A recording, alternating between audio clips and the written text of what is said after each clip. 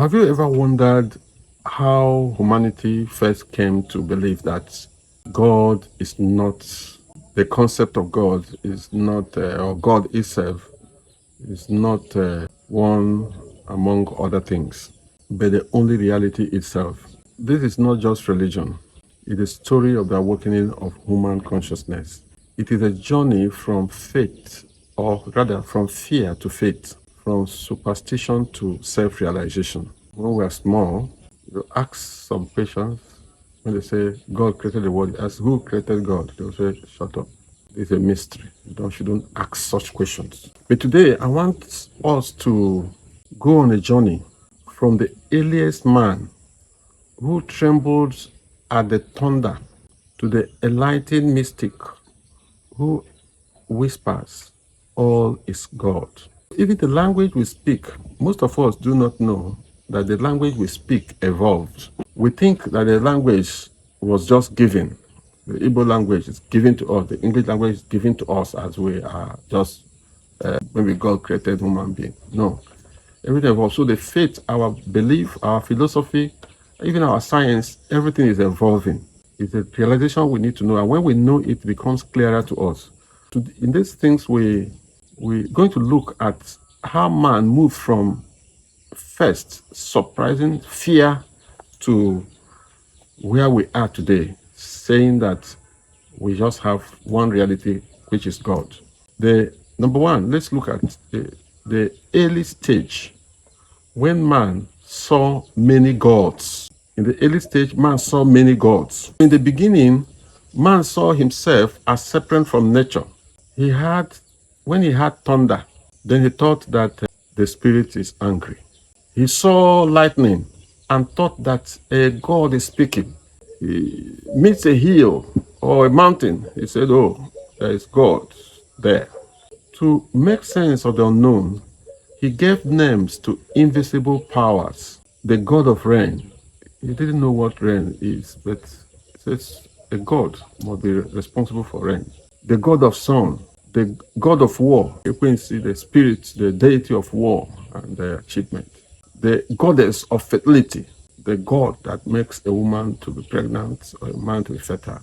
That was the childhood of human spirituality. And when you go to some rural areas, you still see this belief. If a woman have challenges of getting pregnant, they believe that a particular God is responsible, and they will do some rituals to appease that God. But even in his fear, man noticed a pattern that all these forces seem to follow one great rhythm. The seasons, the tides, the stars, man saw that they obey an order. There is an order. He began to question himself. The question arose, could there be one power behind all other powers? He started questioning himself. Remember, there is a nature. You have the nature. Because we are God, we have the nature of God. But started questioning himself. And thus, in that way, slowly, the idea of one God was born. The great spirit, the source of all. Number two is when we get to the philosophical stage. The search, call it the search for unity. As the human mind matured, great thinkers began to look deeper. The Egyptians spoke of atom, the self-created one. The Hebrews called him I am that I am. The Greeks called him the Logos. The Indians called him Brahma, the infinite consciousness. They realized that if there is one source of everything, that source still lives inside everything. It couldn't be somewhere else because there is nowhere outside the all. In that same way, philosophy began to speak not of a God among gods, but of a God, the being itself. God was no longer just a creator in the sky. God became existence itself. We move to the third stage, the mystical stage, the direct experience of oneness. Then came those rare souls who didn't just think about God. they try to experience God. Through silence, meditation, and devotion, they entered states of awareness, states where the boundary between man and God disappeared. And when they returned, they say, I and the Father are one. All this is Brahma. There is nothing but God. These were the mystics, the prophets, the sages, sophists, yogis, and saints, men and women who touched the heart of reality and saw that everything is one life playing many roles. Even Jesus' words, the kingdom of God is within me, point to this truth.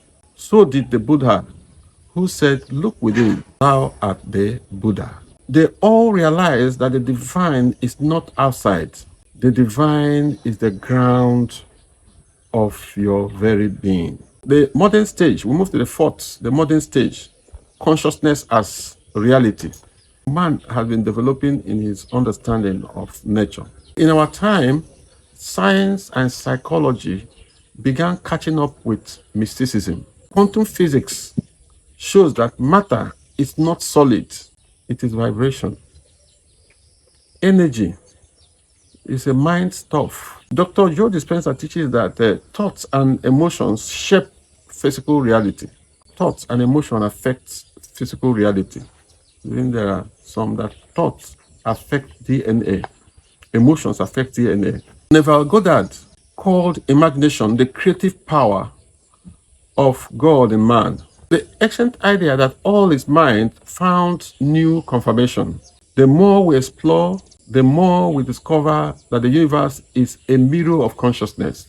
This means that what we call God is not an old man in the sky, but the infinite awareness from which everything arises. And since consciousness is what you are aware of right now, you and God are not two separate beings. You are two levels of the same reality. The Igbo mystical understanding, let's look at the Igbo mystical understanding. Chi as the God within. That's what the Igbo believe. Our ancestors know this long ago. In Igbo cosmology, we speak of Chi, the divine spark inside each person. We say that God lives within man. When a man agrees, his God agrees also. That's what Igbos believe. These two proverbs hold mystical truth. You should see that they hold mystical truth. They mean that reality answers the vibration of your mind. Your chi is your link to the infinite Chukwu, the great spirit. Your chi is a link, is your connection with the great Almighty. The Igbo, like the ancient Egyptians, the Hebrews, and the Indians, understood that the Supreme Being is not far away. He lives, moves, and breathes through every creature. That is why we also say everything is God. When we come to the final realization, the one without a second, the one without a second. Some people even say in modern thought that God is the only thing that lives. And that's what we believe. That God is the only law. That everything, other thing is a manifestation of that law. Through these stages, from fear of nature to philosophical reasoning, to mystical union, to scientific discovery, humanity arrived at one timeless realization. The realization is that there is only one God appearing as everything. This is what the sages called Advaita, not two. This is what Christ meant when he said, he that has seen me has seen the Father. This is what the Hermes taught, that the all is one. It means that you, me, the animals, the stars, the rivers, even the thoughts in your mind, all are different faces of one infinite reality, expressing itself in these different forms. One infinite reality expressing itself in these different forms. There is no outside. of God. There's nothing that is outside of God. Everything is inside the infinite mind. We are waves in the ocean of divinity, but yet we are not separated from the sea. We are inseparable from God. My people, the journey of man is the journey of God discovering himself. We began by worshiping forces of nature that when you see in some traditions all around the world, people still worship some forces of nature. That shows the evolutionary trend in our spirituality. But through wisdom, experience, and revelation, we discovered that the force is within us. The truth is simple yet profound. All things are God. And so I say to you, when you look at another person, you look at a tree, or even your own reflection, remember, you are looking at the one reality wearing many masks. Live with that awareness. Let your actions, your prayers, your thoughts, and your relationships flow from that understanding. Flow from the understanding that God is not somewhere else. God is the very life living you.